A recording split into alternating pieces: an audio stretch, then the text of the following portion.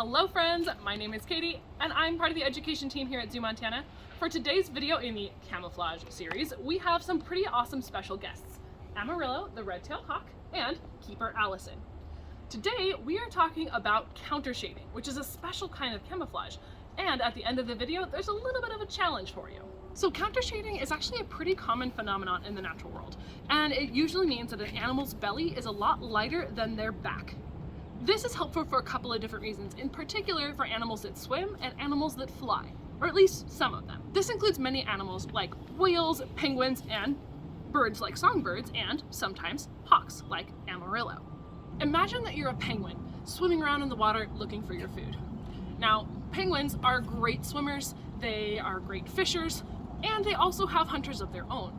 So if your prey or a hunter like a shark or a seal is beneath you, your white belly is going to have a better chance of blending in to the surface of the water / the sky above you. And if a predator or your prey is above you, your dark back is going to have a better chance of blending into the deep dark ocean beneath you. That's how countershading works, and so it would work pretty well in a flighted setting as well. Some birds, if they are seen from the ground, if they're lighter belly, they might have that ability to blend more into the sky above them. And if seen from above, their darker backs could blend into the earth below them.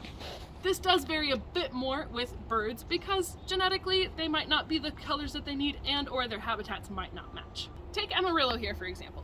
Red-tailed hawks are found throughout most types of habitats here in North America, and they mostly hunt animals like gophers, mice, and rabbits. So, as they're sitting on a telephone pole way up high above their prey, their speckled and light-colored bellies might help them blend into the sky above them. And if they're flying from up above and maybe other competing birds are above them, their dark backs help them blend into the earth below. However, this varies a lot for red-tailed hawks because some of them live in forests. So having a speckled white belly in a forest may not be as useful. So it definitely depends on the habitat whether countershading is a useful form of camouflage. So Allyson, can you tell us a little bit of Amarillo's story? Yeah, so this here is Amarillo, the red-tailed hawk, as Katie previously mentioned. We've actually only had him since February, so relatively new. We got him from Montana Wild over in Helena. They actually got a call one day that a hawk had been hit somewhere off the side of the freeway in the western half of the state. It was this little guy. He broke a lot of bones in that left wing. You can kind of see it hanging down. He survived miraculously though, so he could not take care of himself in his natural habitat, so Montana Wild rehabbed him, kind of turned him into an ambassador bird, and they get so many birds that we were more than happy to take him, and he's actually a wonderful, sweet boy. Alright my friends, now that you've learned about all sorts of kinds of camouflage, I have a challenge for you. What kind of camouflage is countershading? We've talked about disguise, mimicry, concealing coloration, and disruptive coloration.